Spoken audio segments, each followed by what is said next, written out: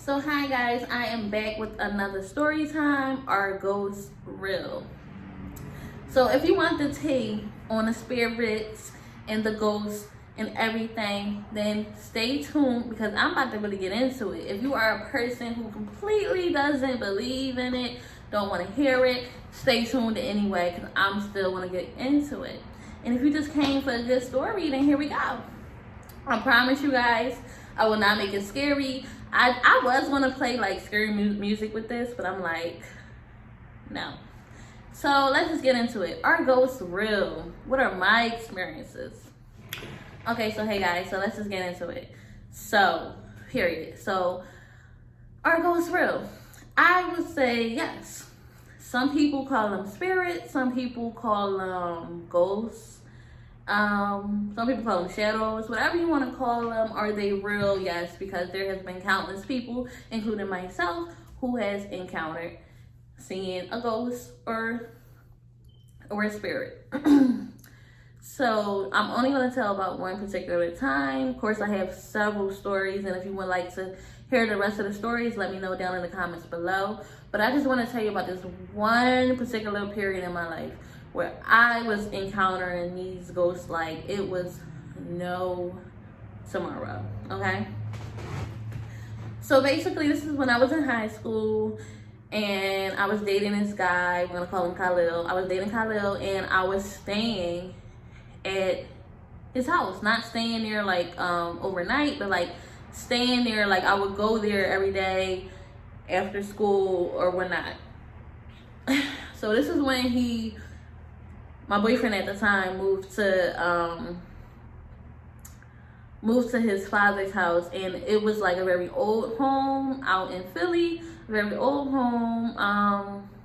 The kind of home where you walk, the floors like make loud noise. The kind of home where you'll hear something and you'll say, "Oh, the house is just settling in," whatever that means.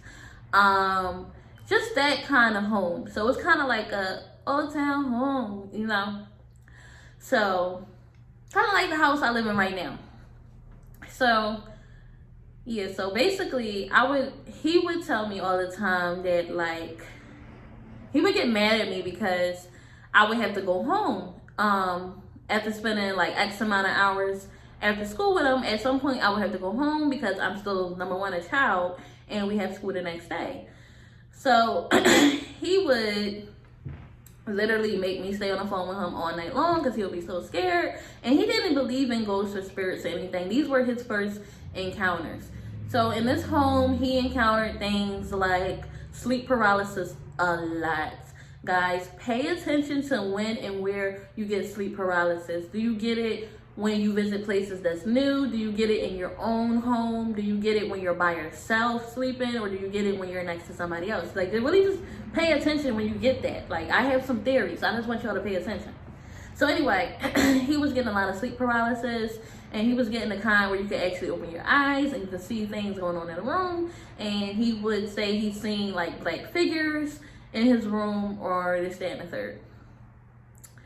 And I believed him because I've always been a spiritual person my entire life. I have always believed in ghosts. I have always, up until recently, because I don't even want to see ghosts, honestly, guys. I don't. So up until recently, I would have experiences like that. So, basically, what did he do? Okay, let me get my story together. So he would see these spirits in his room or whatever, and he would be so freaked out about that. And some nights he would dream that he can hear somebody talking in his ear. On one particular night, a lady said to him, everything is gonna be like just fine. Everything's gonna work out for him or something like that, which is something good to hear, especially from a ghost or a spirit. But for him, it was like, no, I don't want to hear that. All right, so it will be times I will go to his house and we both would experience some things. So one of the things me and him both experienced was this one particular day we were playing the game Mortal Kombat in his room, and all of a sudden we just see smoke in the hallway or whatever. And prior to that, he said he thought he saw a shadow in the hallway. So it was a shadow he saw. We paid it no mind, and then because we knew we were by ourselves, and then it was smoke in the hallway. So we like, well, what is that coming from? So we both get up, and we're thinking we're about to see a fire. And what we see is a big screen TV flipped over on his head. I literally kid you not. It was a big screen TV flipped over, as if somebody was strong enough to flip it over.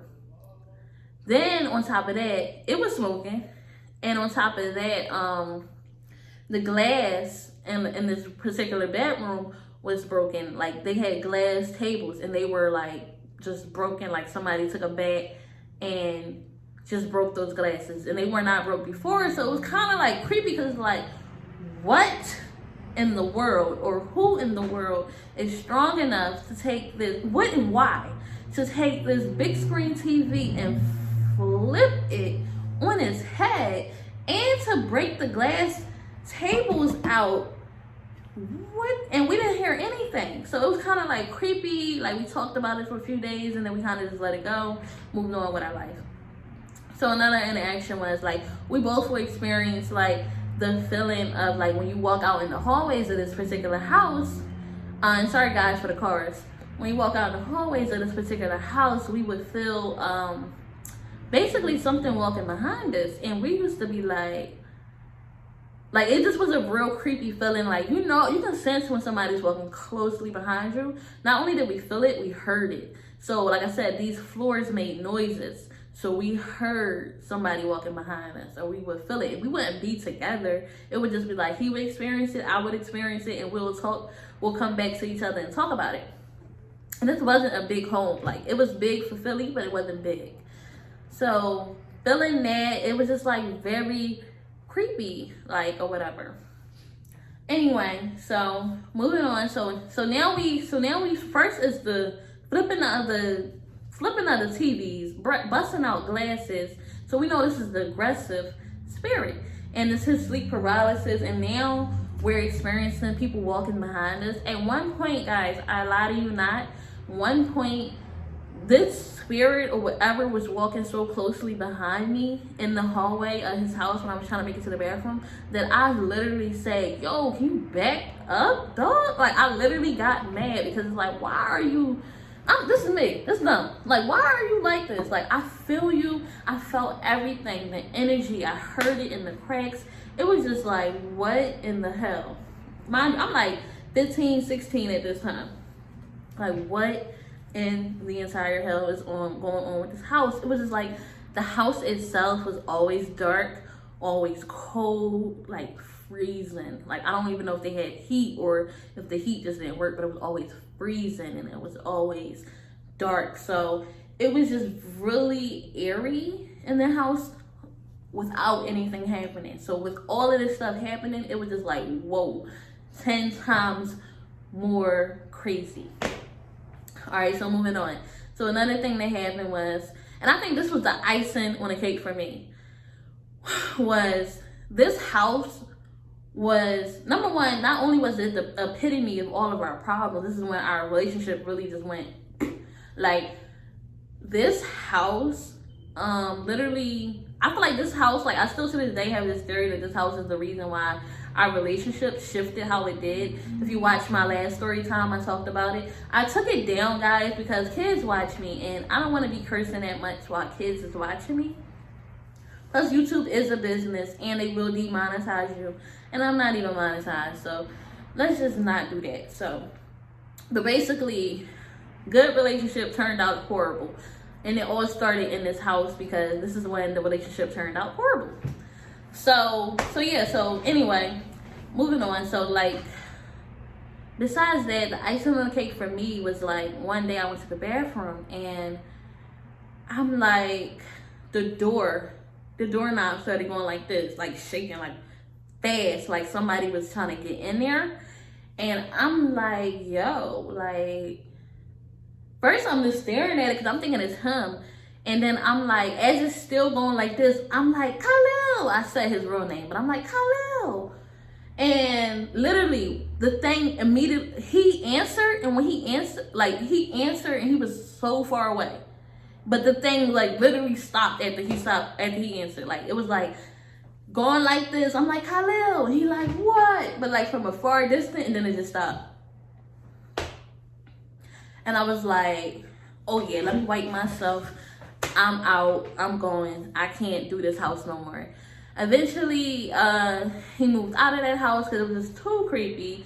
He moved back into his mom's house. He still experienced things at his mom's house, but it wasn't like that house. Yeah, that house was just really, it was just really creepy. Like really. So yeah, that's pretty much my experience as a teenager with ghosts. So let me know, what is your experience? Like, and I have many other experiences. Like I said, if you would like me to tell those stories, just let me know down in the comments below, and I'll let you know how. I will let you know. Like, I basically would just let you know my other stories, like from when I was a child, or maybe just like, yeah, most of my experiences is as a child, or like the dreams I have that is like so vivid and so real, and it's about people that passed on or things like that. So if you would like to hear those stories down, let me know in the comments down below. Bye guys, and don't forget to subscribe.